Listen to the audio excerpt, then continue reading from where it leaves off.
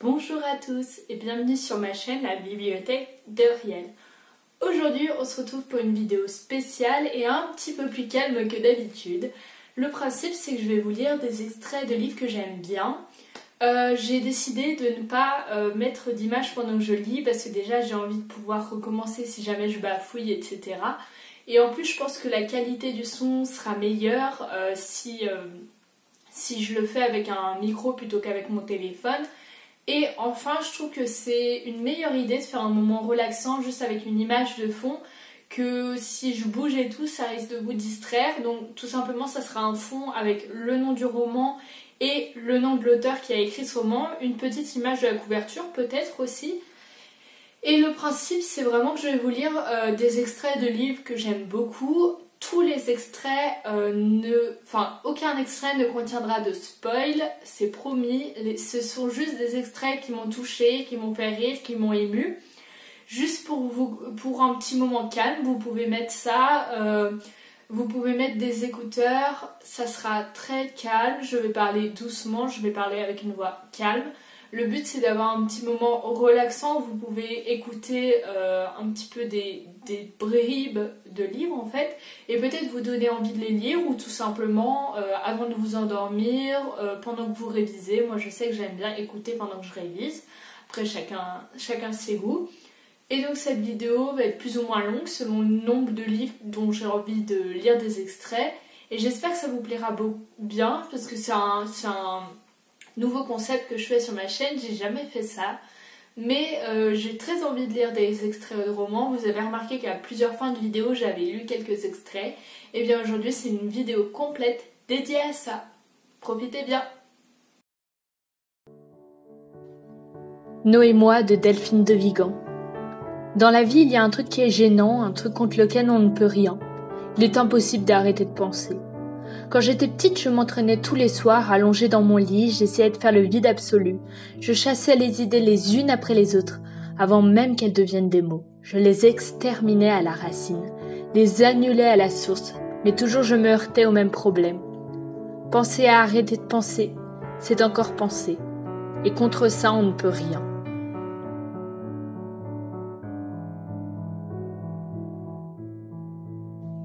Dans les livres, il y a des chapitres pour bien séparer les moments, pour montrer que le temps passe ou que la situation évolue, et même parfois des parties avec des titres chargés de promesses, la rencontre, l'espoir, la chute, comme des tableaux. Mais dans la vie, il n'y a rien, pas de titre, pas de pancarte, pas de panneau, rien qui indique « attention danger », éboulement fréquent ou désillusion imminente. Dans la vie, on est tout seul avec son costume, et tant pis s'il est tout déchiré.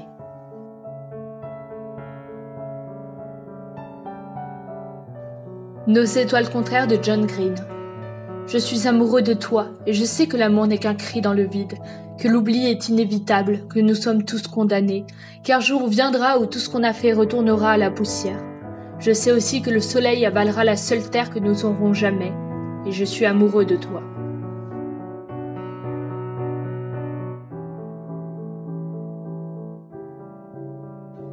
J'avais consacré le plus clair de ma vie à m'efforcer de ne pas pleurer devant les gens qui m'aimaient. Je savais donc ce qu'Augustus était en train de faire. Vous serrez les dents, vous relevez la tête, vous vous dites que s'ils vous voient pleurer, ils vont avoir mal, et que vous ne serez jamais rien d'autre que de la tristesse dans leur vie. Et comme vous ne voulez pas qu'ils vous résument à de la tristesse, vous ne pleurez pas. Vous vous dites tout ça dans votre tête en regardant le plafond, puis vous déglutissez un grand coup, même si votre gorge s'y oppose, et vous regardez la personne qui vous aime en souriant.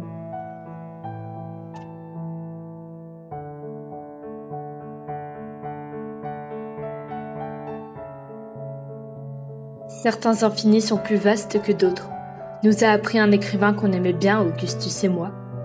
Il y a des jours, beaucoup de jours, où j'enrage d'avoir un ensemble nombre infini aussi réduit.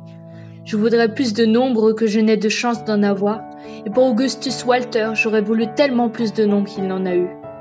Mais Gus, mon amour, je ne te dirai jamais assez combien je te suis reconnaissante de notre petite infinité.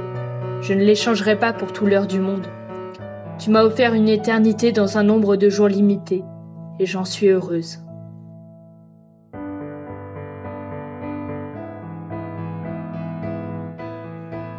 Un soir de décembre de Delphine de Vigan.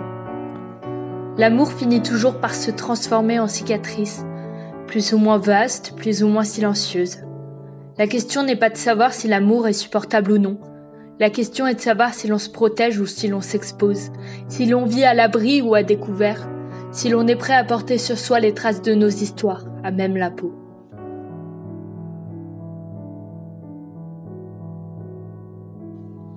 Dans les bars, on trouve deux catégories d'hommes. Je peux vous le dire, monsieur, car il y a longtemps que je fréquente ce genre d'endroit, et j'observe. Les premiers sont seuls comme des chiens errants, rien ne les attend ni ici ni ailleurs. Parfois, ils ont perdu quelque chose ou quelqu'un. Parfois, ils n'ont rien connu d'autre que cet abîme originel qui les enchaîne au comptoir. Les autres, c'est différent. Les autres, ils s'arrêtent un soir, et puis deux, et puis tous les soirs parce qu'ils n'ont pas envie de rentrer chez eux. Ils ont besoin de boire, autant que les premiers. Ils ont besoin de ça pour pousser la porte de leur immeuble. Ils ne sont pas malheureux. Ils ont une femme et des enfants, un canapé et une télévision. Ils ne manquent de rien.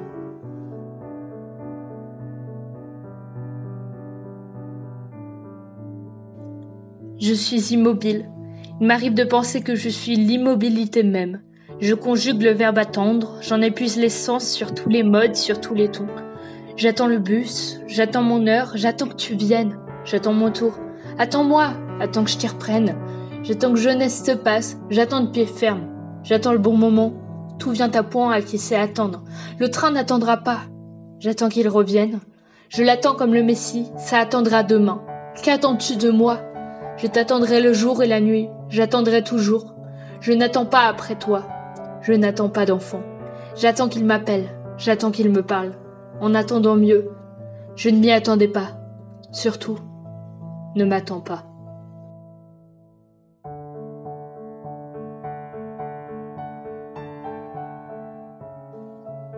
Qui es-tu, Alaska de John Green? De toute façon, qu'était au juste une mort instantanée? Combien de temps durait l'instant? Une seconde? 10? La douleur de ces secondes avait dû être horrible, tandis que son cœur éclatait, que ses poumons succombaient, que l'air venait à manquer, que son cerveau n'était plus irrigué, cédant à une panique à l'état pur. Qu'existe-t-il d'instantané? Rien. Le riz instantané prend 5 minutes, le gâteau instantané 1 heure. Je doute qu'un instant de douleur aiguë soit ressenti de façon particulièrement instantanée.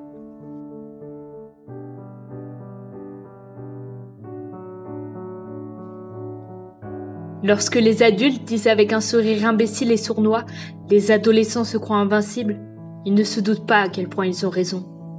Inutile de perdre espoir car nous ne pouvons être brisés irrémédiablement. Nous pensons être invincibles parce que nous le sommes. Nous ne pouvons être nés ni mourir. Nous sommes comme les énergies, nous changeons seulement de forme, de taille et de manière de nous manifester.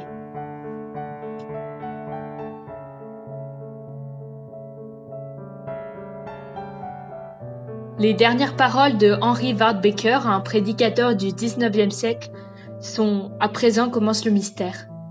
Celles de Dylan Thomas, le poète qui aimait boire un coup au moins autant qu'Alaska, sont « J'ai bu 18 whisky cul sec, c'est un record ». Les préférées d'Alaska étaient celles de Jane O'Neill, le dramaturge. Né dans une chambre d'hôtel et, bordel, mort dans une chambre d'hôtel. Même les victimes d'accidents de voiture ont le temps de prononcer des dernières paroles. La princesse Diana, par exemple, s'est exclamée « Oh mon Dieu, qu'est-ce qui s'est passé ?» Et James Dean, ils doivent nous voir, juste avant de percuter une voiture avec sa Porsche. J'en connais tant, mais je ne saurai jamais les siennes.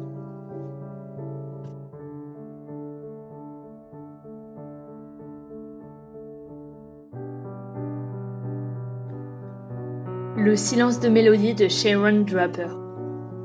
Tout le monde utilise des mots pour s'exprimer, sauf moi. Et je parie que la plupart des gens n'ont pas conscience de leur véritable pouvoir. Moi si. Les pensées ont besoin de mots et les mots d'une voix.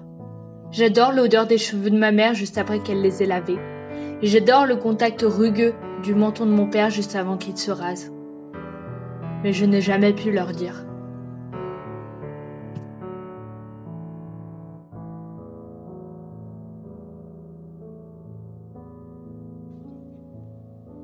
Le Petit Prince de Antoine de Saint-Exupéry. Quand tu regarderas le ciel, la nuit, puisque j'habiterai dans l'une d'elles, puisque je rirai dans l'une d'elles, alors ce sera pour toi comme si riaient toutes les étoiles. Tu auras, toi, des étoiles qui savent rire. » Et il rit encore. « Et quand tu seras consolé, on se console toujours. Tu seras content de m'avoir connu. Tu seras toujours mon ami, tu auras envie de rire avec moi. Et tu ouvriras parfois ta fenêtre, comme ça pour le plaisir, et tes amis seront bien étonnés de te voir rire en regardant le ciel. Alors tu leur diras, « Oui, les étoiles ça me fait toujours rire. » Et ils te croiront fou. Je t'aurai joué un bien vilain tour.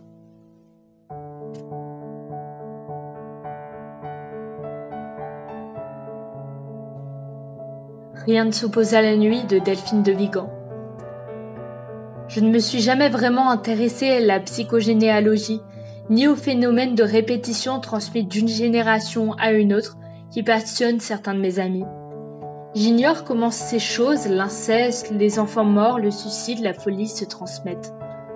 Le fait est qu'elles traversent les familles de part en part, comme d'impitoyables malédictions, laissant des empreintes qui résistent au temps et au déni.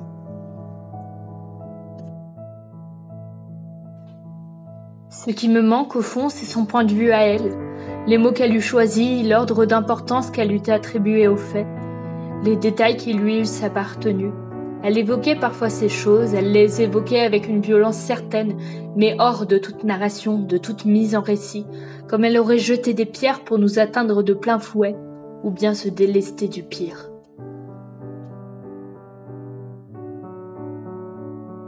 Ce fut une période plus douce, où pourtant le seul visage de Lucille s'éteignait ou se fermait d'un seul coup, où le découragement pouvait l'anéantir au détour d'une journée de pluie, où Lucille, soudain, sortait de sa réserve et exprimait sa colère, parce qu'elle se sentait rejetée ou mal considérée. Nous savions combien la vie de Lucille était d'abord une affaire de posologie, et combien tout cela était fragile, mais Lucille était là à sa manière, une présence précieuse et jamais intrusive. Ce fut un temps d'accalmie qui nous permit de reprendre des forces.